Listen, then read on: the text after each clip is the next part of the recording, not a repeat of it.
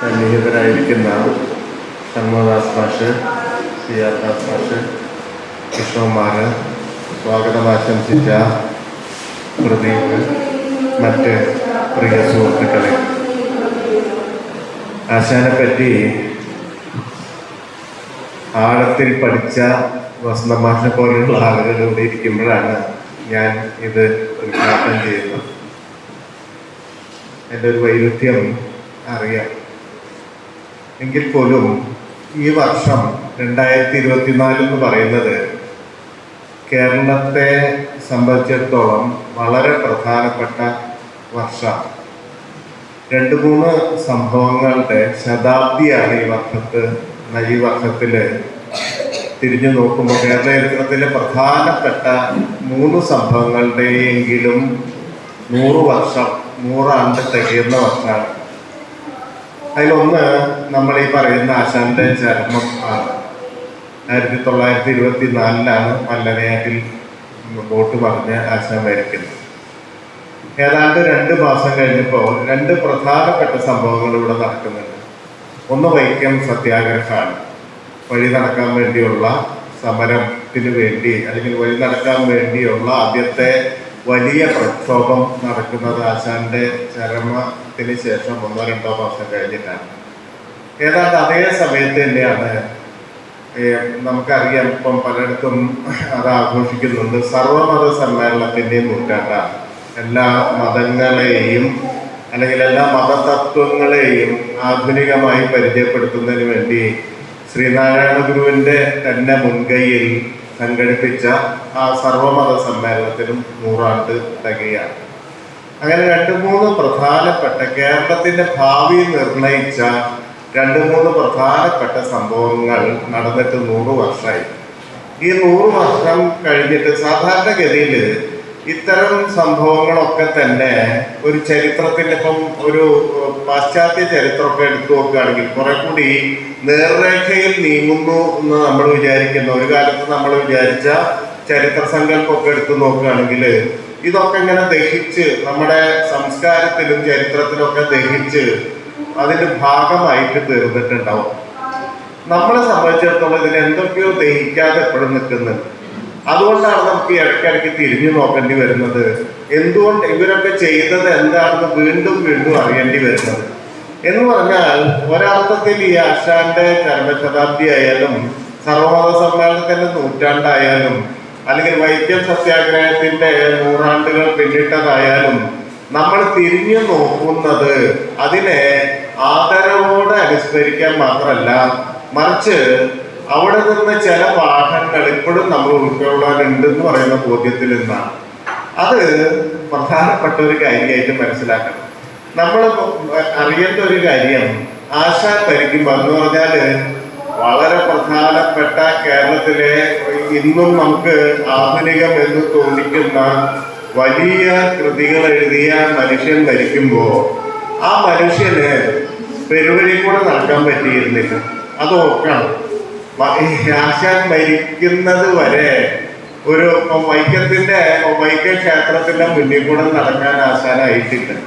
അപ്പോ ഇന്നു ഭാഷ അപൂർണ പിന്നോഹോ എന്നെഴുതിയ, നിത്യഭാസുര നമസ്കാരങ്ങളെ എഴുതിയ, അല്ലെങ്കിൽ ഇവിടെ ടീച്ചർ പറഞ്ഞ പോലെ 7ാം ഇന്ദ്രിയമാണ് കലാന്നൊക്കെ പറയുന്ന മനുഷ്യന് മരിക്കുന്നത് വരെയും കേരളത്തിന്റെ ഒരു പൊതുവഴിയിൽ നടക്കാൻ പറ്റിയിട്ടില്ല. എന്ന് പറഞ്ഞാൽ ഒരുപക്ഷെ അന്തരംഗം എന്ന് പറയുന്ന സംഗതി, മനസ്സ് എന്ന് പറയുന്ന സംഗതി ആശാനാണ് കണ്ടുപിടിച്ചതെന്ന് പറയാറുണ്ട്. എന്ന് പറഞ്ഞാൽ ആധുനികമായൊരു വ്യക്തിബോധത്തെ സംബന്ധിച്ച ആദ്യത്തെ വലിയ ദർശനങ്ങൾ അവതരിപ്പിക്കുന്നത് ആശാനാണ്. ആശാന്റെ കൃതികൾ അങ്ങനെയാണ് കേരളത്തിന്റെ പൊതു കാവ്യചരിത്രത്തിൽ നിന്നും വളരെ വ്യത്യസ്തമായിട്ട് മാറി നിൽക്കുന്നത്. ആശാന്റെ കഥാപാത്രങ്ങളൊക്കെ തന്നെ പലതരം സംഘർഷങ്ങളിൽ കൂടെ കടന്നു പോകുന്നവരാണ്, പലതരം ശങ്കകൾക്കിടയിലൂടെ കടന്നു പോകുന്നവരാണ്. അവരുടെ മനസ്സിനെ പ്രകാശിപ്പിക്കാൻ ഭാഷ പോല എന്ന് വിചാരിക്കുന്നവരാണ്. ഇത്തരം ഒരു ആളുകളെ സൃഷ്ടിക്കുമ്പോൾ നമ്മൾ വിചാരിക്കും വളരെ ആശാന്റെ കൃതികൾ പുറത്തുനിന്ന് ഒരാൾ വന്ന് വായിക്കുകയാണെന്ന് വിചാരിക്കും. ആശാൻ ഇതൊക്കെ എഴുതുന്ന സമയത്ത് മലയാളി എന്ന് പറയുന്നത് അല്ലെങ്കിൽ കേരളം എന്ന് പറയുന്നത് ഒരു ആധുനിക സമൂഹമായിട്ട് മാറിക്കഴിഞ്ഞു, അതിൻ്റെ ഉള്ളിൽ വ്യക്തി സംഘർഷങ്ങളൊക്കെ അനുഭവിക്കുന്ന മനുഷ്യരുണ്ട് എന്നാണ് നമ്മൾ വിചാരിക്കുക. എന്ന് പറഞ്ഞാൽ യൂറോപ്യൻ നവോത്ഥാനമൊക്കെ ആയിട്ട് അല്ലെങ്കിൽ അതിനുശേഷം ഉണ്ടായ കൃതികളൊക്കെ ആയിട്ട് തട്ടിച്ചു നോക്കാൻ പോകും. ആശാനെ പറ്റി ഒന്നും അറിയാത്ത ആളുകൾ വന്ന് വായിക്കാണ്. യഥാർത്ഥത്തിൽ ആശാൻ മരിക്കുന്നത് വരെ ഈ പൊതുവഴിയിൽ കൂടെ നടക്കാൻ സാധിച്ചിട്ടില്ല. 24 ആശാൻ മരിച്ചു കഴിഞ്ഞതിന് ശേഷമാണ് വൈക്കം സത്യാഗ്രഹം തുടങ്ങുന്നത്. അത് കഴിഞ്ഞിട്ടാണ് ക്ഷേത്രപ്രവേശനം കിട്ടുന്നത്. അപ്പോ ഒരു പൗരൻ എന്നുള്ള നിലയ്ക്ക്, അന്നത്തെ തിരുവിതാംകൂറിലെ ഒരു പൗരൻ എന്നുള്ള നിലയ്ക്ക് യാതൊരു തരത്തിലുള്ള സ്വാതന്ത്ര്യം എന്ന് പറഞ്ഞാല് അതിന് ഉന്നതമായ ക്രീമി ലെയർ എന്നൊക്കെ നമ്മൾ വിളിക്കുന്ന മനുഷ്യർക്ക് കിട്ടുന്ന യാതൊരു തരം സ്വാതന്ത്ര്യവും പൗരൻ എന്നുള്ള നിലയ്ക്ക് ആശാന് കിട്ടിയിരുന്നില്ല. അത് പഠിക്കണം, അത് വളരെ പ്രധാനപ്പെട്ട കാര്യമാണ്. കവികളെ പറ്റി പഠിക്കുമ്പോൾ അത്യാവശ്യമായിട്ട്, കവികളെ പറ്റിയല്ല, ഏത് തരത്തിലുള്ള നമുക്ക് സംഭാവന നൽകിയ വ്യക്തിത്വങ്ങളെ പറ്റി പഠിക്കുമ്പോഴും നമ്മൾ ഈ ചരിത്ര സന്ദർഭത്തിൽ നിന്ന് വിമുക്തമാക്കിയിട്ട് അവരെ ഒരു കേവലതയിൽ പ്രതിഷ്ഠിച്ചു കഴിഞ്ഞാൽ നമുക്കത് മനസ്സിലാവില്ല. ആശാനെ പറ്റി 1-2 കാര്യങ്ങൾ ഞാൻ പറയാം. അത്തരത്തില് വലിയ കവിയായതിനു ശേഷം ആശാന് കിട്ടിയ അനുഭവങ്ങൾ, 1-2 അനുഭവങ്ങൾ ഞാൻ പറയാം. ഒന്ന്, ടാഗോർ കേരളം സന്ദർശിക്കുമ്പോൾ ഉണ്ടായ ഒരു സംഭവമാണ്. ടാഗോർ ഈ പറഞ്ഞ പോലെ ആശാൻ മരിക്കുന്നതിന് തൊട്ട് മുമ്പ് 1-2 വർഷങ്ങൾക്ക് മുമ്പാണ് കേരള സന്ദർശനത്തിൽ വരുന്നത്. ടാഗോർ വലിയ പ്രസിദ്ധനായി, ടാഗോർ നോബൽ പ്രൈസ് ഒക്കെ കിട്ടി. അങ്ങനെ വലിയ പ്രസിദ്ധിയുമായിട്ടാണ് കേരളത്തിലേക്ക്, പ്രത്യേകിച്ച് അന്ന് കേരളമില്ല, തിരുവിതാംകൂറിലേക്ക് വരുന്നത്. തിരുവിതാംകൂറിലെ ജനങ്ങളൊക്കെ തന്നെ ടാഗോറിന് വലിയ സ്വീകരണം കൊടുക്കാൻ വേണ്ടി കമ്മിറ്റിയൊക്കെ ഉണ്ടാക്കി. അന്നത്തെ പ്രസിദ്ധ അഭിഭാഷകനായിരുന്ന മള്ളൂർ ഗോവിന്ദപിള്ളയായിരുന്നു ഇതിന്റെ ഒരു ചെയർമാൻ. മള്ളൂർ എന്ന് പറഞ്ഞാൽ നിങ്ങൾക്ക് അറിയാം, വക്കീലന്മാർക്കൊക്കെ സുജയ്ക്കൊക്കെ അറിയാൻ പറ്റും അല്ലേ? എത്രയാ 100 രൂപയും മള്ളൂർ ഉണ്ടെങ്കിൽ ആരംഭമല്ലാന്ന് പറയും. ക്രിമിനൽ അഡ്വക്കേറ്റ് ആയിരുന്നു, വലിയ പ്രശസ്തിയുള്ള അഡ്വക്കേറ്റ് ആയിരുന്നു. അപ്പോ അത്ര പ്രശസ്തിയുള്ള മള്ളൂർ ഗോവിന്ദപിള്ളയാണ് ഇതിന്റെ സ്വാഗത സംഘത്തിന്റെ വലിയ ഒരു നേതാവ് എന്ന് പറയുന്നത്. ആശാനാണെങ്കിൽ നിങ്ങൾക്കറിയാം, ആശാന്റെ ജീവിതത്തിൽ വലിയ വഴിത്തിരിവുണ്ടാക്കിയ ശ്രീനാരായണ ഗുരുവാണ്. ആശാനെ 2 സ്ഥലത്ത് പറഞ്ഞയച്ചു. ആ സമയത്ത് 2 സ്ഥലത്ത് പറഞ്ഞയച്ചു. ഒന്ന്, ആശാൻ ബാംഗ്ലൂർ പോയിട്ട് മൽപ്പൂരിന്റെ അടുത്ത് നിന്നാണ് പഠിക്കുന്നത്. രണ്ടാമത് അവിടെ നിന്ന് ബംഗാളിൽ പോയി. ബംഗാളിൽ എന്ന് പറഞ്ഞാൽ അന്ന് നവോത്ഥാനത്തിന്റെ കളിത്തൊട്ടിൽ വിളിക്കുന്ന ഈ പറയുന്ന രവീന്ദ്രനാഥ ടാഗോറും നിരവധി സമകാലീനരും നിറഞ്ഞു നിൽക്കുന്ന ഒരു സ്ഥലമാണ് ബംഗാള്. അവിടെയും കുറെ കാലം താമസിക്കുന്നുണ്ട്. ആശാനല്ല തിരിച്ചു വരുമ്പോഴേക്കും ആശാന് റിനൈസൻസ്, നവോത്ഥാനം എന്ന് പറയുന്നതിന്റെ എന്ന ആശയത്തിന്റെ വിവിധങ്ങളായിട്ടുള്ള ധാതുക്കള് മനസ്സിൽ അലിയിച്ചിട്ടാണ് ആശാൻ തിരിച്ചെത്തുന്നത്. ഒന്ന്, ബംഗാൾ പോലുള്ള ഒരു സ്ഥലത്ത് താമസിക്കുന്നുണ്ട്. രണ്ടാമത്, ഈ ഇംഗ്ലീഷ് റൊമാൻറ്റിക് സാഹിത്യം അല്ലെങ്കിൽ കവിത ആശാനും അതുമായിട്ട് വലിയ തരത്തിൽ ഒരു ബന്ധം ഉണ്ടാവാൻ സാധിക്കുന്നുണ്ട്. അതുകൊണ്ടാണ് ഈ കേരളത്തിന്റെ അക്കാലത്തെ ഭാവനയുടെ ഒരു ചെറിയ സ്ഥലത്ത് ഒതുങ്ങിക്കിടക്കാതെ ആശാൻ അതൊക്കെ വിട്ട് വലുതായി ആകാശത്തേക്ക് പടർന്നതെന്ന് നമുക്ക് കാണാൻ പറ്റും. ആ കാലം വലുതാണ്. അപ്പൊ ഇങ്ങനെ വന്ന ആളാണ് എന്ന് പറഞ്ഞാല് ബംഗാളിലെ സാഹിത്യത്തെ കുറിച്ച് ഏതെങ്കിലും തരത്തില് തൊട്ടറിവുള്ള മനുഷ്യൻ കേരളത്തിലെ ആശാനാണ്. പ്രരോദനമൊക്കെ വന്നു കഴിഞ്ഞു. പ്രരോദനത്തില് വങ്കദ്യോവിൽ ഉയർന്ന രവി എന്ന് പറയുന്ന ഒരു വരിയുണ്ട്. വങ്കദ്യോവിൽ ഉയർന്ന രവി എന്ന് പറയുന്ന ബംഗാളി ആകാശത്ത് ഉയർന്നു പൊങ്ങിയ രവി എന്ന് പറയുന്ന വരിയുണ്ട്. അത് ടാഗോറിനെ നേരിട്ട് പരാമർശിക്കുന്ന ഒരു വരിയാണ്. അത് എഴുതിയ ഒരേ ഒരു കവിയെ മലയാളത്തിലുള്ളൂ. ഇങ്ങനെ ഇരിക്കുന്ന ആശാനെ ഈ സമ്മേളനത്തിന് വിളിക്കുന്നില്ല. എന്ന് പറഞ്ഞാൽ തിരുവനന്തപുരത്ത് ആശാൻ താമസിക്കുന്ന തിരുവനന്തപുരത്ത് ടാഗോർ വരുന്നു. ആശാൻ ഈ നമ്മൾ പറയുന്ന ഏറ്റവും പ്രധാനപ്പെട്ട കൃതികളൊക്കെ എഴുതി കഴിഞ്ഞു. പക്ഷെ ഈ സമ്മേളനത്തിലേക്ക് ആശാന് ക്ഷണമില്ല. നേരിട്ട് ബംഗാളി സാഹിത്യം അറിയാനുള്ള തെളിവ് ആശാൻ തന്നിട്ടുണ്ട്. എന്നിട്ടും ആശാനെ വിളിക്കുന്നില്ല. പകരം മള്ളൂർ ഗോവിന്ദപിള്ള തന്നെയാണ് മലയാള കവികൾക്ക് വേണ്ടി അവിടെ സ്വയം പ്രാതിനിധ്യം ഏറ്റെടുക്കുന്നത്. നിങ്ങൾക്കറിയാം, വലിയ വക്കീലാണ്, അതാണ് ഇതാണ്. പക്ഷെ കവി എന്ന നിലയിൽ എന്തായിരുന്നു മള്ളൂർ ഗോവിന്ദപിള്ള നമുക്ക് ഈ അന്നും ബോധ്യം ഉണ്ടാവില്ല, ഇന്നും തീരെ ബോധ്യമില്ല. പക്ഷേ അവിടെ സ്വീകരിക്കാൻ ടാഗോറിനെ സ്വീകരിക്കാൻ ആ പ്രാതിനിധ്യം ഏറ്റെടുക്കുന്ന മള്ളൂരാണ്. അതുപോലെ തമിഴ്നാട്ടിൽ തിരുവനന്തപുരം തമിഴ്നാടായി ചേർന്ന് കിടക്കുന്നത് കൊണ്ട് തമിഴ്നാട്ടിൽ നിന്ന് ഒരു കവി കൂടി അതിൽ പങ്കെടുക്കുന്നുണ്ട്. അപ്പൊ അന്ന് ഈ സി കേശവൻ എന്ന് പറയുന്ന ഈ എന്താ പറയാ തിരുവിതാംകൂറിലെ മുഖ്യമന്ത്രിയായിരുന്ന ആ പിന്നീട് മുഖ്യമന്ത്രിയായി തീർന്ന അദ്ദേഹം തിരുവനന്തപുരത്ത് യൂണിവേഴ്സിറ്റി കോളേജിൽ പഠിക്കുന്നുണ്ട്.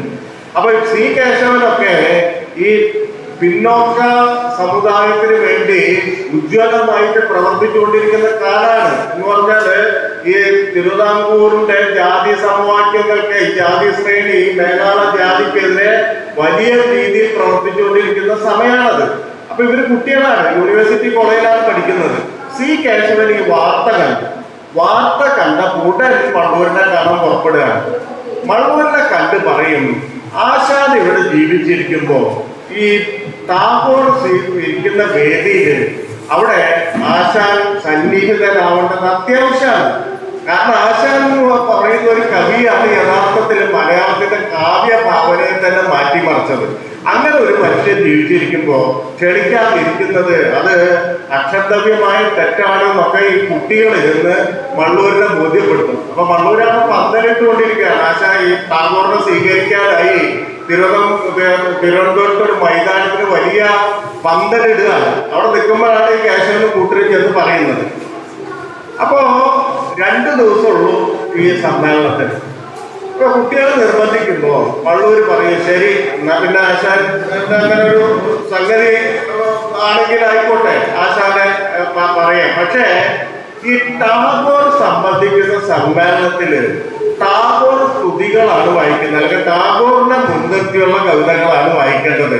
അതിപ്പോ ആശാന്റെ കയ്യില് അങ്ങനെ ഒന്നും ഉണ്ടാവില്ല. ആശാനാണെങ്കിൽ പെട്ടെന്ന് എഴുതുന്ന ആളല്ല അല്ലെ. ആശാൻ അന്ന് കവിതയെ പറ്റിയുള്ള സങ്കല്പം എന്ന് പറഞ്ഞാൽ ഇങ്ങനെയൊക്കെയാണ് അല്ലെ. കടയിൽ പോകുന്നത്, കടയിൽ സാധനം വാങ്ങിക്കാൻ പോകുന്നത് കവിതയിൽ വൃത്തത്തിൽ എഴുതിയാൽ അത് കവിതയായി എന്ന് പറയുന്ന ഒരു രീതിയാണ്. അല്ലെങ്കിൽ ക്ഷിപ്ര കവിത ചമയ്ക്കുക എന്നുള്ളതാണ് കവിയുടെ തെളിവ്. ആശാനാണെങ്കിൽ നിരന്തരം തിരുത്തി ആഴമാണ് കവിത എന്ന് പറയുന്ന മലയാളിയെ പഠിപ്പിച്ച ആളാണ്. അപ്പൊ മള്ളൂർ ഇത് പറയുമ്പോൾ മള്ളൂരിന്റെ ഉള്ളിൽ ഒരു വിചാരം എന്ന് പറഞ്ഞാൽ ആശാന് സാധിക്കില്ല. കാരണം 2 ദിവസം കഴിഞ്ഞാൽ സമ്മേളനമായി. ആശാന് ഈ ടാഗോർ സ്തുതി ഒന്നും എഴുതാൻ നേരം ഉണ്ടാവില്ല, അല്ലെങ്കിൽ അതിനെപ്പറ്റി ആശാന്റെ ഒരു രീതി വെച്ച് പറ്റില്ല. അങ്ങനെയാണ് വിചാരിക്കുന്നത്. സി കേശവനും കൂട്ടരും നേരെ ആശാന്റെ അടുത്തേക്ക് ഓടും. ആശാന്റെ അടുത്തേക്ക് ഓടിയിട്ട് പറയും, ഇങ്ങനെ ഞങ്ങള് ഫൈറ്റ് ചെയ്തിട്ടാണ്, ഞങ്ങള് വലിയ തട്ടി പൊരുതിയിട്ടാണ് ടാഗോർ സമ്മേളനത്തിന് ആശാന്റെ കൂടി സാന്നിധ്യം ഉറപ്പാക്കിയിട്ടുള്ളത്. അതുകൊണ്ട് ആശാൻ തീർച്ചയായിട്ടും അതിന് പങ്കെടുക്കണം. അതിന് ഞങ്ങളുടെ ഈ പറയുന്ന ഞങ്ങളുടെ കൂടി അഭിമാനമാണ് ആശാൻ എന്നുള്ള രീതിയിൽ സംസാരിക്കുമ്പോൾ ആശാൻ നോക്കട്ടെ എന്ന് പറയും. അങ്ങനെ എഴുതിയ കവിതയാണ് ടാഗോർ അഥവാ ദിവ്യഗോകുലം എന്ന് പറയുന്ന ആശാന്റെ ഈ സമാഹൃത കൃതികളിൽ കാണുന്ന കവിത. ഇതും കൊണ്ട് നേരെ മള്ളൂരിന്റെ അടുത്തേക്ക് ഈ കുട്ടികളോട് ഒരു കാര്യം ഓർക്കണം. അന്ന് സി കേശവനും ആശാനും തമ്മിൽ വലിയ സംഘർഷം നിലനിൽക്കുന്ന കാലമാണ്. എന്ന് പറഞ്ഞാൽ ആശാൻ SNDP യൂണിയന്റെ സെക്രട്ടറിയാണ്. സി കേശവൻ ഒരു റബലായിട്ടുള്ള ഒരു വിമതനായിട്ടുള്ള യുവാവാണ്. അപ്പൊ ആശാൻ പിന്നോക്ക SNDP എന്ന് പിന്നോക്ക വിഭാഗത്തിൽപ്പെടുന്ന ആൾക്കാരെ സഹായിക്കാനായിട്ട് സഹായധനം കൊടുക്കുന്നുണ്ട്. അതിന്റെ സ്ക്രൂട്ടിനിയില് സി കേശവൻ പുറത്തായി. സി കേശവനെ സഹായിക്കുന്നില്ല. അപ്പൊ അതുകൊണ്ട് ആശാനെതിരെ വലിയ നിലപാടെടുത്ത് നിൽക്കുന്ന കാലം കൂടിയാണ് സി കേശവൻ എന്ന് പറഞ്ഞാൽ രാഷ്ട്രീയ കാരണങ്ങളായി. പക്ഷെ സി കേശവൻ ഈ കാര്യത്തില് ഒരു തർക്കമില്ല. കാരണം മഹാകവി കവി എന്നുള്ള നിലയ്ക്ക് ആശാന്റെ സ്ഥാനം എന്ന് പറയുന്നത് ഈ പറയുന്ന മനുഷ്യരെക്കാളൊക്കെ എത്രയോ ഉയർന്നതാണെന്ന കാര്യത്തിൽ ഒരു ബോധ്യമോ ഒരു തർക്കമോ ഒരു സംശയമോ കേശവൻ ഉണ്ടായിരുന്നില്ല. അതുകൊണ്ടാണ് ഈ ദൗത്യം ഏറ്റെടുക്കുന്നത്. അപ്പൊ ഈ കവിത ആശാന്റെ കയ്യിൽ നിന്ന് വാങ്ങി വീണ്ടും തിരിച്ച് മള്ളൂരിന്റെ അടുത്തേക്കോളും. മള്ളൂർ വായിച്ചു നോക്കിയിട്ട് പറയുമ്പോൾ മനസ്സിലാക്കണം, നിങ്ങള് ഒരു കവി എന്നുള്ള നിലയ്ക്ക് നമ്മളിപ്പോ വില മതിക്കുമ്പോഴും ആശാന്റെ കവിത എങ്ങനെയാണ് ട്രീറ്റ് ചെയ്യപ്പെട്ടതെന്ന് മനസ്സിലാക്കുന്ന കാലത്ത് വള്ളൂര് വായിച്ചു നോക്കിയിട്ട് എവിടെയോ പറയും ഇവിടെ ഒരു വ്യാകരണ പെശകുണ്ട്, ഇവിടെ വൃത്ത പെശകുണ്ട്, എന്നാലും കുഴപ്പമില്ല നമുക്ക് സമ്മതിച്ചല്ലേ എന്ന് പറയും. ഇവര് തിരിച്ച് ആശാന്റെ അടുത്തേക്കുള്ളൂ. തിരിച്ച് ആശാന്റെ അടുത്തേക്ക് പോകുമ്പോ ആശാൻ പറയുന്നതിലൊന്നും ഒരു കുഴപ്പമില്ല. അത് ആശാനപ്പോ വലിയ ഇതൊക്കെ തള്ളിക്കളയാണ്, ഇഗ്നോർ ചെയ്തിരുന്ന ഒരു മനുഷ്യനാണെന്ന് ഓർക്കണം. പണ്ട് വേറൊരു കഥയുണ്ട്, ഈ മൂലൂർ പത്മനാഭ പണിക്കരൊപ്പം ആശാൻ ഉള്ളൂരിനെ കാണാൻ പോയ കഥയുണ്ട്. അപ്പൊ ഉള്ളൂര് സംഭാഷണം, ഉള്ളൂര് വേറെ ഒരു കാര്യം നിങ്ങൾ മനസ്സിലാക്കണം, ആശാൻ അംഗീകരിച്ചിരുന്ന ഒരാളാണ് ഉള്ളൂര്. മനസ്സുകൊണ്ട് മാത്രമല്ല, ആശാനെ പറ്റി വലിയ വാചകങ്ങൾ അത്തരം ഒരു ശ്രേണിയിൽ വിരാജിക്കുന്ന ആളുകളുടെ ഇടയിൽ ആരെങ്കിലും പറഞ്ഞിട്ടുണ്ടെങ്കിൽ ഒന്ന് ഉള്ളൂരും ഒന്ന് ഏറാജവർമ്മയാണെന്ന് നോക്കണം. അപ്പൊ ഉള്ളൂര് സംഭാഷണത്തിന്റെ മധ്യത്തെ പറയും, ഞങ്ങളൊന്നുമല്ല കവി, ആശാനാണ് മഹാകവി എന്ന് പറയും. ആ സ്വരാക്ഷരം മിണ്ടില്ല. തിരിച്ചു പോരുമ്പോ മൂലൂര് ചോദിക്കും, ആശാൻ ഒരു മര്യാദ വേണ്ടേ? ഉള്ളൂരിനെ പോലെ ഒരു വലിയ കവി, മഹാകാവ്യങ്ങൾ എഴുതിയ കവി ആശാനോട് പറയാണ് താങ്കളാണ് വലിയ കവി, മഹാകവി എന്ന് പറയുമ്പോ തിരിച്ചു പറയണ്ടേ ആശാൻ? അല്ല, സ്വാമിയാണ് മഹാകവി എന്ന് പറയുന്ന മര്യാദയല്ലേ അതെന്ന് ചോദിക്കും.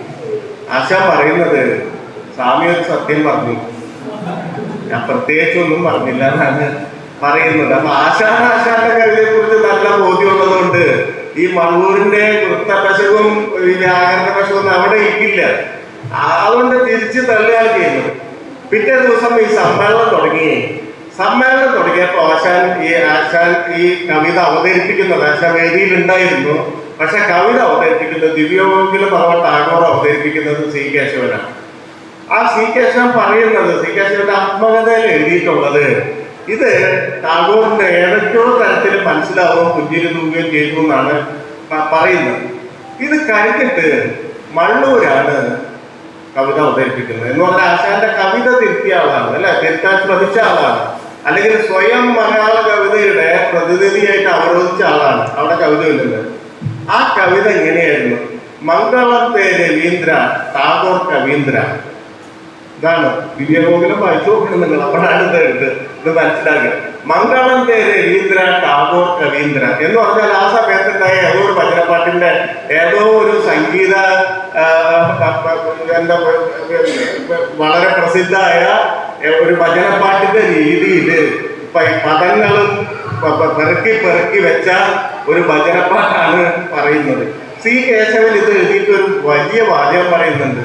ഇതിലെ തേ എന്താണെന്ന് എനിക്ക് ഇതുവരെ പിടികിട്ടിയിട്ടില്ല. മംഗളം തേ രവീന്ദ്ര, ഈ തേ എന്താണെന്ന് ഇതുവരെ എനിക്ക് മനസ്സിലായിട്ടില്ല എന്ന് പറയുന്നത്. എന്ന് പറഞ്ഞാൽ ആശാൻ അങ്ങനെ വലുതായി ഇന്നത്തെ പോലെ എല്ലാവരും അംഗീകരിക്കപ്പെട്ട ആളല്ലായിരുന്നു. അതിന് പകരം ആശാന്റെ മുന്നിൽ ചില സ്ഥലത്തെങ്കിലും മലയാള കവിതയിൽ ഒന്നും ചെയ്യാത്ത മള്ളൂരിനെ പോലുള്ള ആളുകളുടെ പേര് വന്നിരുന്നു നിങ്ങൾ ഓർക്കേണ്ടതാണ്. വേറൊരു കാര്യം കൂടി സി കേശവൻ പറയുന്നുണ്ട്. തെരഞ്ഞെടുപ്പ് വരുന്നുണ്ട് ഈ നിയമസഭയിലേക്ക് തെരഞ്ഞെടുപ്പ് വരുന്നത് എന്ന് പറഞ്ഞാൽ ശ്രീമൂലം പ്രജാസഭയൊക്കെ അവിടെ ഉണ്ടായിരുന്നു. പരിമിത ജനാധിപത്യമുള്ള ഒരു സഭയായിരുന്നു, രാജഭരണമാണല്ലോ, അല്ലാതെ ജനാധിപത്യ ഭരണമൊന്നും തുടങ്ങിയിട്ടില്ലല്ലോ. അപ്പൊ ജനാധിപത്യം തെറ്റിദ്ധരിപ്പിക്കാൻ വേണ്ടി ഒരു ചെറിയ സഭകളൊക്കെ ചെറിയ പ്രാതിനിധ്യാവകാശമുണ്ട്. അങ്ങനെയാണ് ഈ ശ്രീമൂലം പ്രജാസഭ എന്നൊക്കെ പറയുന്നത്. ആശാന അയ്യങ്കാളിയൊക്കെ അതിൽ അംഗമായിരുന്നു. നോമിനേറ്റ് ചെയ്യുന്നതാണ്, തെരഞ്ഞെടുപ്പ് ഒന്നല്ല. ഇതൊക്കെ വിട്ടിട്ട് ഒരു തെരഞ്ഞെടുപ്പ് എന്ന് പറയുന്ന ഒരു ആശയം തിരുവിതാംകൂർ രാഷ്ട്രീയത്തിൽ വരികയാണ്. പ്രജാസഭ കൂടാതെ ഒരു നിയമ അല്ലെങ്കിൽ പ്രജാസഭയെ ഒരു നിയമസഭയാക്കി പരിവർത്തിപ്പിക്കാനുള്ള, രാജഭരണം മാറാതെ തന്നെ കുറച്ചുകൂടി അവകാശങ്ങളൊക്കെ കൊടുത്തിട്ട് പരിവർത്തിപ്പിക്കാനുള്ള ഒരു ശ്രമം നടത്തുന്നു. അങ്ങനെ തെരഞ്ഞെടുപ്പ് വരിക. ഈ തെരഞ്ഞെടുപ്പിൽ ആശാൻ കൊല്ലത്തുനിന്ന് നിൽക്കുന്നുണ്ട്. ഈ കൊല്ലത്തുനിന്ന് നിൽക്കുമ്പോൾ ആശാന് വലിയ ഈ പറഞ്ഞ പോലെ വലിയ പുസ്തകങ്ങളൊക്കെ ഏതാണ്ട് കൃതികളൊക്കെ എഴുതി കഴിഞ്ഞിട്ടുണ്ട്, വലിയ പ്രസിദ്ധനാണ്. പക്ഷെ ഈ തെരഞ്ഞെടുപ്പിൽ ആശാൻ ദയനീയമായി പരാജയപ്പെട്ടു. ആളുകൾ ആശാനെ തോൽപ്പിക്കുകയാണ് ചെയ്തത്. അത് പറഞ്ഞിട്ടും സി കേശവൻ ഒരു വരി എഴുതുന്നു: അന്ന് ജയിച്ച ആളെ എനിക്ക് എത്ര ആലോചിച്ചിട്ടും ആ പേര് പിടികിട്ടുന്നില്ല. എന്ന് പറഞ്ഞാൽ ആശാനെ തോൽപ്പിച്ചത് ആര് എന്ന് പറയുന്ന ചോദ്യത്തിന് നമുക്ക് മലയാള ചരിത്രം ചകേണ്ടി വരും, പിടികിട്ടില്ല. പക്ഷെ ആശാൻ തോറ്റു എന്നുള്ളത് വാസ്തവമാണ്. അപ്പോ ആശാന്റെ ജീവചരിത്രം നോക്കുകയാണെങ്കിൽ നമ്മൾ ഈ പറയുന്ന ആശാന്റെ വളരെ ആധുനികമായ വ്യക്തിത്വങ്ങളെ കൊണ്ട് നിറഞ്ഞ, ആധുനിക ജീവിത പരിസരങ്ങൾ കൊണ്ട് നിറഞ്ഞ, ആധുനികമായിട്ടുള്ള നിരവധി സങ്കീർണമായ ജീവിത സാഹചര്യങ്ങൾ നിറച്ചു വെച്ചിട്ടുള്ള ആശാൻ ജീവിച്ചിരിക്കുമ്പോൾ പുറത്ത് വെറും ഒരു പിന്നോക്കക്കാരനും, വെറും ഈ പറഞ്ഞ പോലെ പലപ്പോഴും പുറകോട്ട് തള്ളി മാറ്റേണ്ട ആളും, ഒരു പെരുവഴി കൂടെ നടക്കാൻ അവകാശമില്ലാത്ത ആളുമായിരുന്നു എന്ന് നമ്മൾ മനസ്സിലാക്കണം. ഇത് രണ്ടും മനസ്സിലാക്കിയാലോ ഈ പറഞ്ഞ പോലെ ഈ ചരമശതാബ്ദിയിൽ തിരിഞ്ഞു നോക്കുമ്പോൾ നമുക്ക് അതിൽ നിന്ന് വീണ്ടും വീണ്ടും പാഠങ്ങൾ പഠിക്കാനുണ്ട്. അപ്പൊ അങ്ങനെ ആശാൻ തോറ്റ ആളാണ്. വേറൊരാൾ തോറ്റിട്ടുണ്ട്. ഇന്ത്യ ചരിത്രം നോക്കിക്കഴിഞ്ഞാൽ വേറൊരാൾ തോറ്റിട്ടുണ്ട്. അതും കൂടി പ്രത്യേകത നമ്മൾ അറിയണം. നമ്മൾ പേർത്തും സംസാരിക്കുന്ന ഭരണഘടനയെ പറ്റിയാണ്, അല്ലെ? ഇന്ത്യൻ ഭരണഘടനയെ പറ്റിയിട്ടാണ്, അതിന്റെ പ്രത്യേകതകളെ പറ്റിയിട്ടാണ്. ഇന്ത്യൻ ഭരണഘടന ലോകത്തിലെ ഏറ്റവും നല്ല ഭരണഘടനകൾ ഒന്നാക്കി വാർത്തെടുത്ത ശില്പി എന്നുള്ള നിലയ്ക്ക് നമ്മൾ അംബേദ്കറെ നിരന്തരം പറഞ്ഞുകൊണ്ടിരിക്കുന്നു. അപ്പോ 1950 ജനുവരി 26 ഇന്ത്യൻ റിപ്പബ്ലിക്കായി. അംബേദ്കർ ലോകപ്രസിദ്ധനായി, അല്ലെങ്കിൽ അംബേദ്കർ വലിയ തരത്തിൽ അംഗീകരിക്കപ്പെട്ടു എന്ന് നമ്മൾ ആരും വിചാരിക്കരുത്. ആദ്യത്തെ ഇലക്ഷൻ, ഈ ഭരണഘടനയുടെ അടിസ്ഥാനത്തിൽ ഉണ്ടായ ആദ്യത്തെ തെരഞ്ഞെടുപ്പിൽ അംബേ പരാജയപ്പെട്ടു. അന്ന് ജയിച്ചത് ആരാന്നറിയാം? ബോംബെ താമരയിൽ നിന്ന് നാരായൺ കെജ്രോൾക്കർ എന്ന് പറയുന്ന ആളാണ്. ഈ കെജ്രോൾക്കർ ഇന്ത്യൻ ചരിത്രത്തിൽ എന്താ ചെയ്തതെന്ന് ചോദിച്ചാൽ നമുക്ക് ആർക്കെങ്കിലും വല്ല വിവരം ഇല്ല. അപ്പൊ അംബേദ്കർ തോറ്റ ആളാണ്. ഭരണഘടന ഉണ്ടാക്കി ആ പ്രസിദ്ധിയിൽ പോയി തെരഞ്ഞെടുപ്പിൽ നിന്നപ്പോ ദയനീയമായി പരാജയപ്പെട്ടു എന്നുള്ള കാര്യം കൂടി നമ്മൾ മനസ്സിലാക്കണം.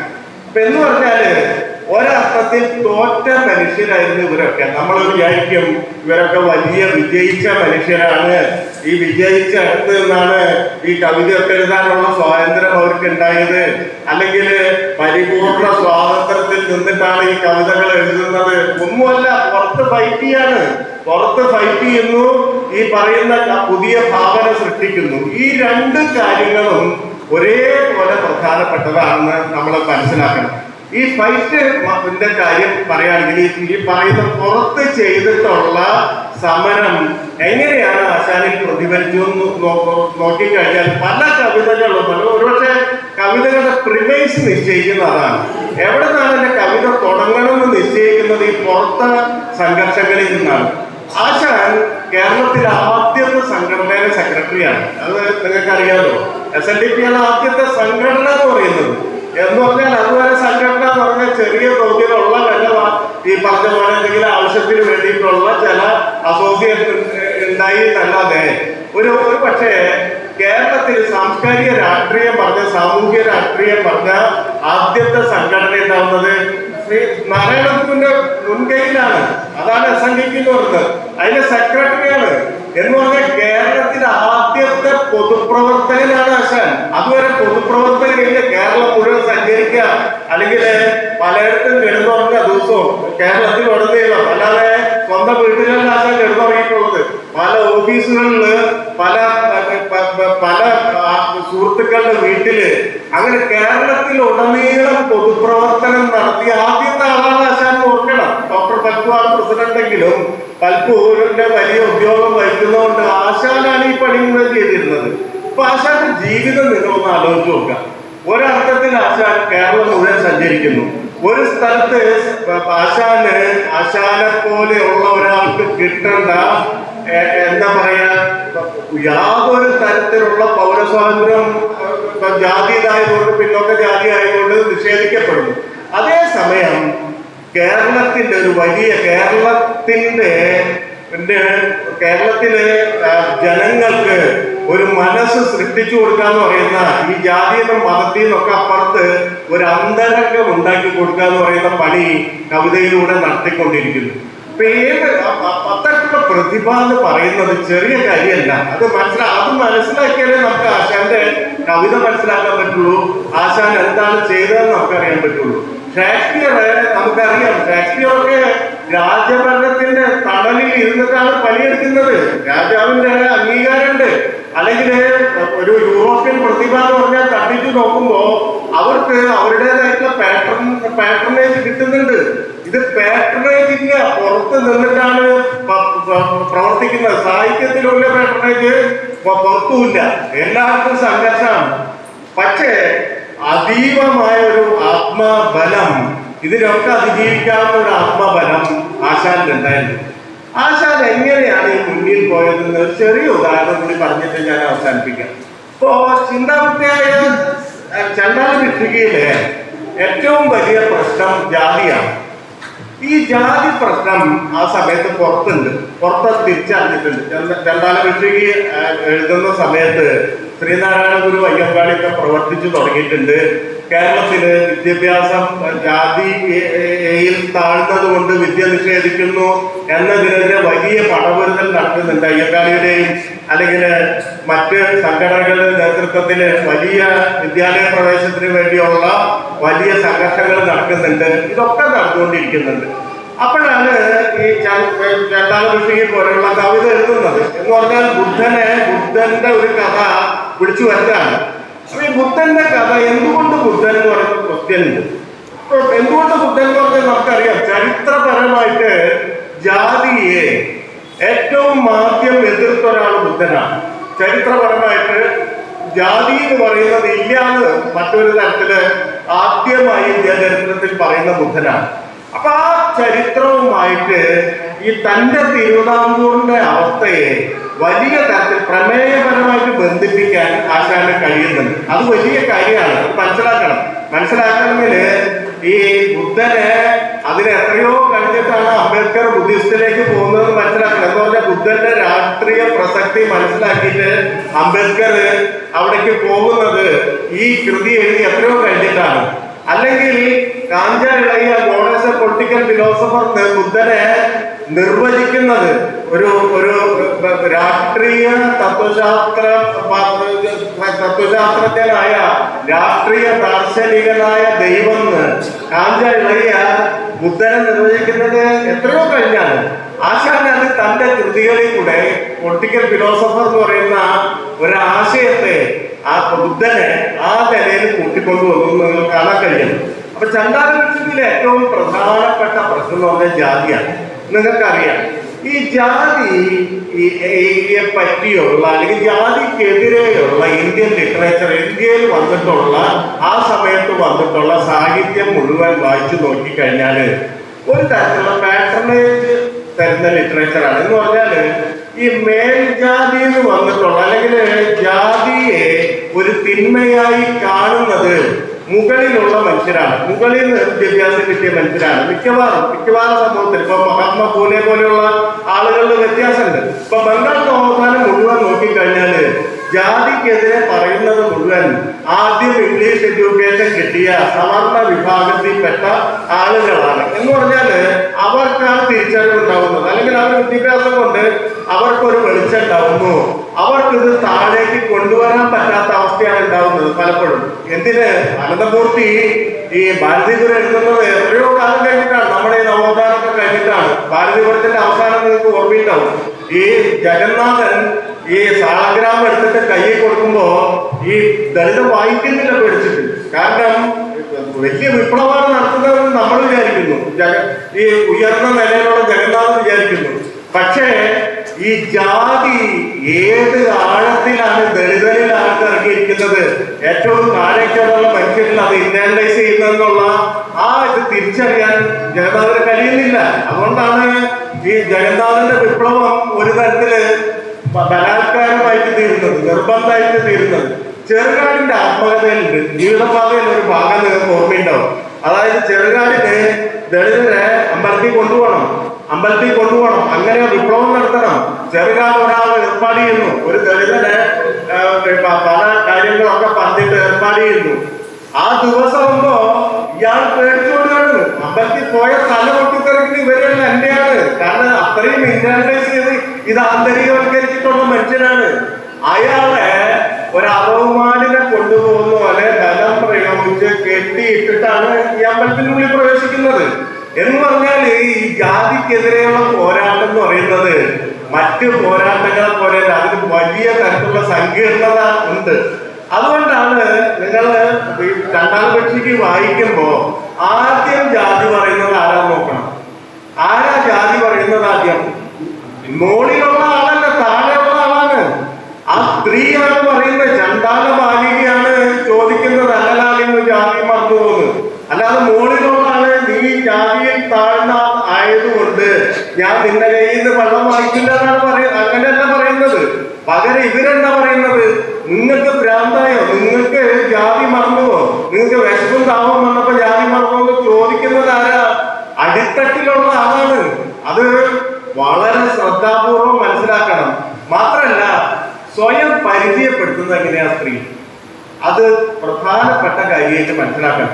ഇന്ന് നിങ്ങൾ ആരെങ്കിലും പരിചയപ്പെടുത്താൻ പറഞ്ഞാൽ, സ്വയം പരിചയപ്പെടുത്താൻ പറഞ്ഞാൽ, ഞാനൊരു നീച മനുഷ്യനാണ്, ഞാനൊരു നീചനായ ആളാണെന്ന് ആരെങ്കിലും പരിചയപ്പെടുത്തുമോ? ചണ്ടാല ഋഷിയിൽ അവർ പറയുന്നത് എന്താ? നീച നാരികൻ കയ്യാൽ ജലം വാങ്ങി. സ്വയം പരിചയപ്പെടുത്തുന്ന നീച നാരി എന്നാണ്. ഈ നീച നാരി എന്ന് പറയുന്ന വരി വായിച്ചാൽ ഞെട്ടിത്തരിച്ചില്ലെങ്കിൽ നമുക്ക് ആശാനെ മനസ്സിലായിട്ടില്ല എന്നാണ് അർത്ഥം. എന്ന് പറഞ്ഞാൽ ഒരു താഴ്ന്ന ജാതിയിൽ ജനിച്ചു എന്നത് കൊണ്ട് മാത്രം സ്വയം മനസ്സിലാക്കുന്നത്, തന്നെ പറ്റി മനസ്സിലാക്കുന്നത്, തന്റെ വ്യക്തിത്വത്തിന്റെ, തന്റെ സ്വത്വത്തിന്റെ പ്രധാന ഭാഗമായിട്ട് മനസ്സിലാക്കുന്നത് ഞാൻ നീചയാണ്. നീച എന്ന് പറഞ്ഞാൽ താഴെക്കിടയിൽ പതിച്ചവളാണ്, ഞാൻ ചെളിയിൽ കിടക്കുന്നവളാണ്, ഞാൻ പാതാളത്തിൽ നിന്ന് വരുന്നവളാണ് എന്ന് പറഞ്ഞ ബോധ്യമാണ്. ഇതാണ് പറയുന്നത്. മാത്രല്ല, അവിടെ ജാതി പ്രവർത്തിക്കുന്നത് എന്തിനാണെന്ന് പറഞ്ഞ ക്വസ്റ്റ്യൻ കൂടി വരുന്നുണ്ട്. എന്തിനാണ് പ്രവർത്തിക്കുന്നത്? പെരുവഴിയിലല്ല, അല്ലെങ്കിൽ അന്ന് സംഘർഷം നിലനിൽക്കുന്ന ഈ വഴി സമരത്തിലല്ല, വഴിയിലല്ല ജാതി, അല്ലെങ്കിൽ അമ്പലത്തിൽ കയറ്റാൻ പറ്റാത്തതല്ല ജാതി, ജലത്തിലാണ് അവിടെ ജാതി ആശാൻ കൊണ്ടുവരുന്നത്.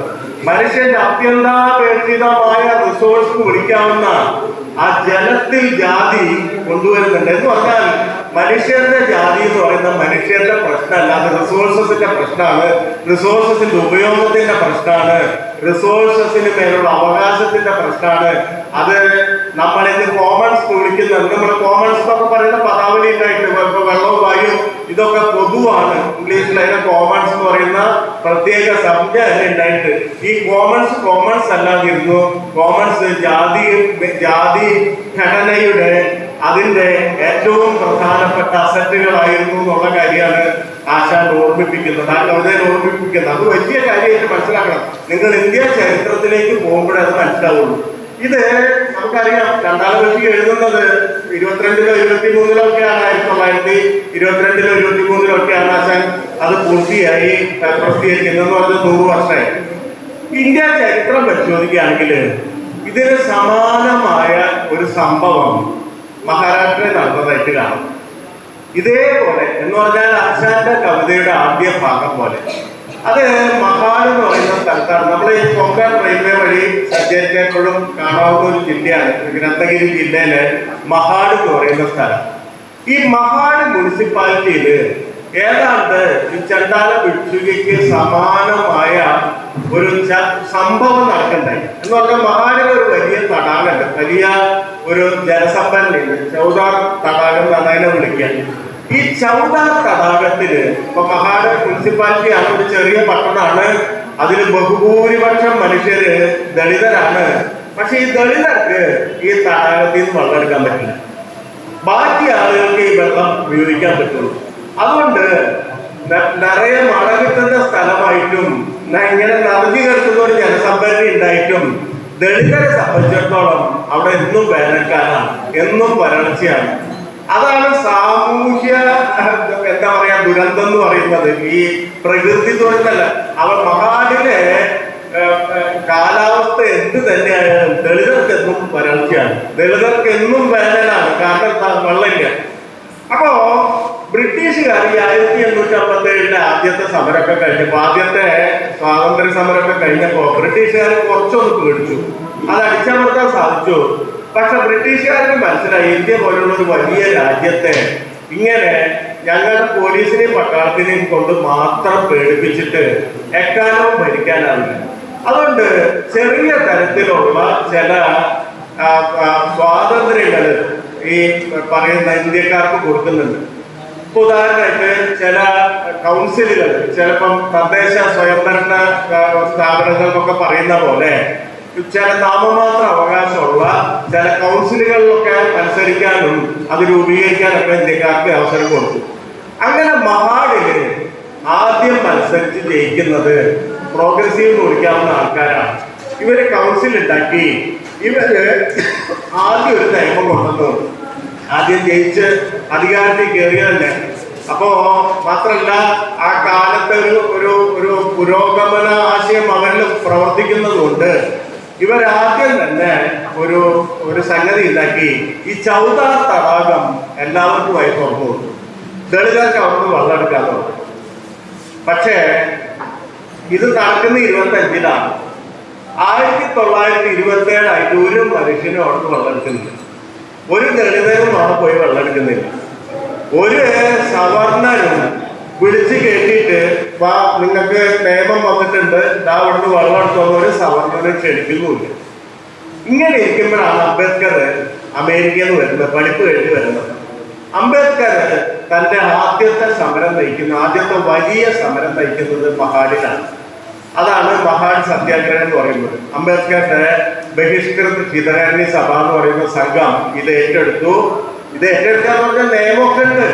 ഇത് നടക്കാനേ ഉള്ളൂ. സാമൂഹികമായ വിലക്കാണ്, അല്ലാതെ രാഷ്ട്രീയ വിലക്കല്ല. അംബേദ്കർ വരുന്നു. അംബേദ്കറുടെ നേതൃത്വത്തിൽ 3000 ദളിതര് ജാഥയായി വന്ന് ഈ ചൗദാർ തടാകത്തിൽ വരുന്നു.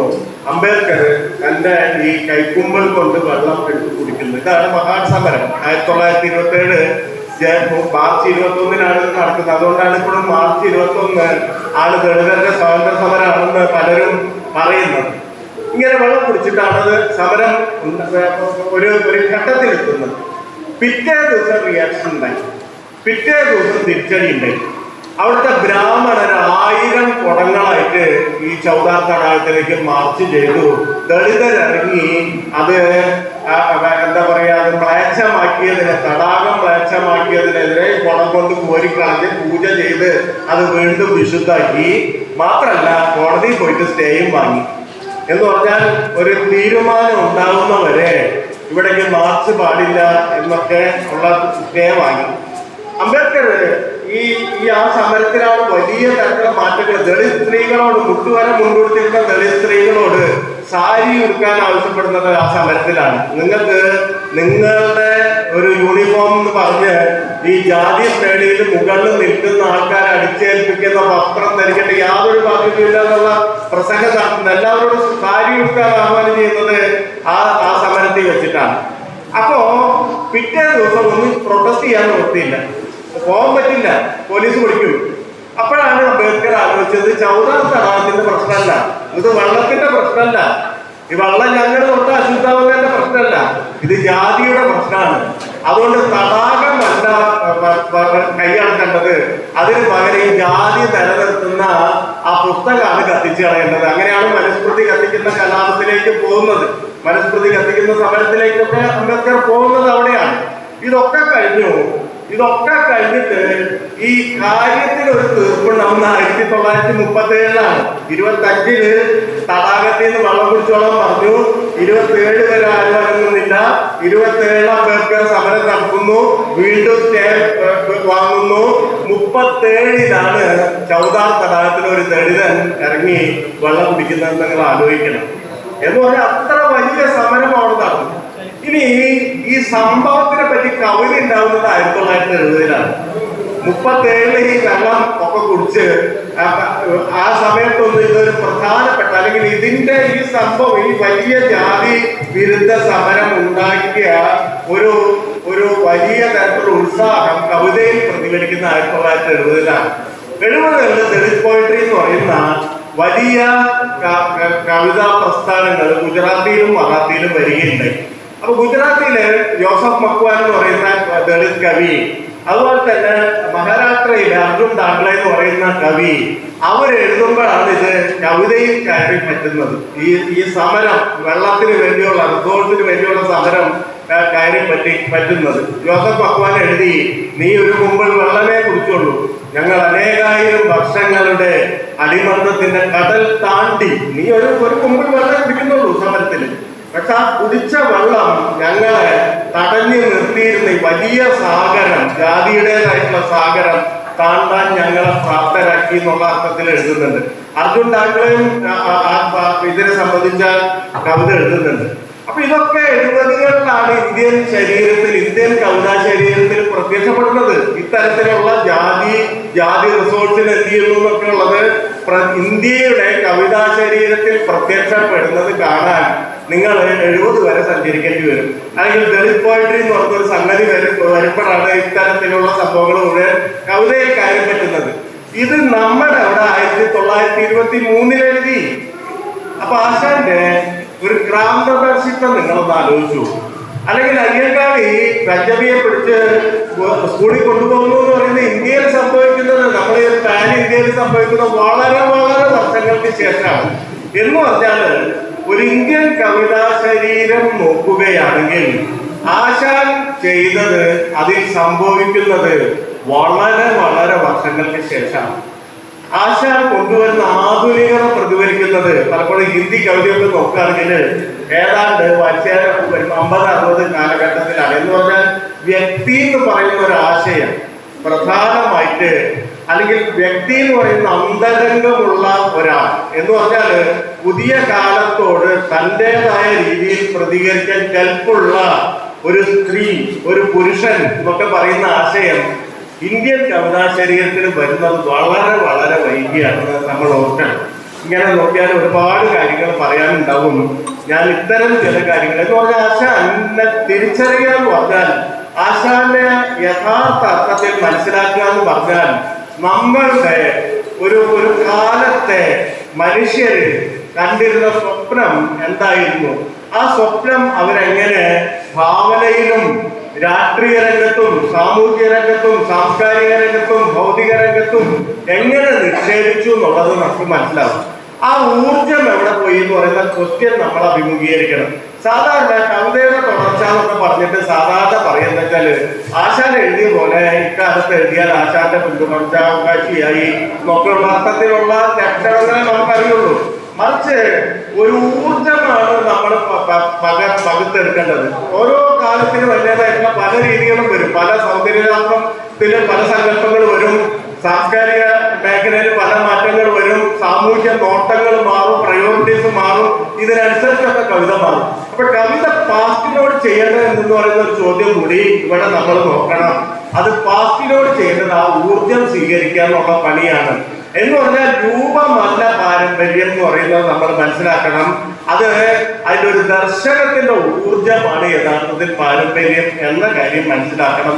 ആ തരത്തില് മലയാള കവിതയുടെ നോട്ടങ്ങളെ ഉടച്ചു തീർക്കാൻ അല്ലെങ്കിൽ ഉടച്ചു വാർക്കാൻ ഇത് ഈ സമ്മേളനം ഉപകരിക്കട്ടെ എന്ന് വിചാരിക്കുന്നു. ഇങ്ങനെ ആശാന്റെ ചരമശതാബ്ദി വർഷം വലിയ ആഘോഷങ്ങളോടെ പലയിടത്തും ഇത്തരം സമ്മേളനങ്ങളോട് ആഘോഷിക്കാൻ തീരുമാനിച്ച ഇതിന്റെ സംഘാടകർക്ക് എൻ്റെ പ്രത്യേക നന്ദി രേഖപ്പെടുത്തുന്നു. ഇത് ഉദ്ഘാടനം ചെയ്തതിന് പ്രഖ്യാപിക്കുന്നു. നന്ദി.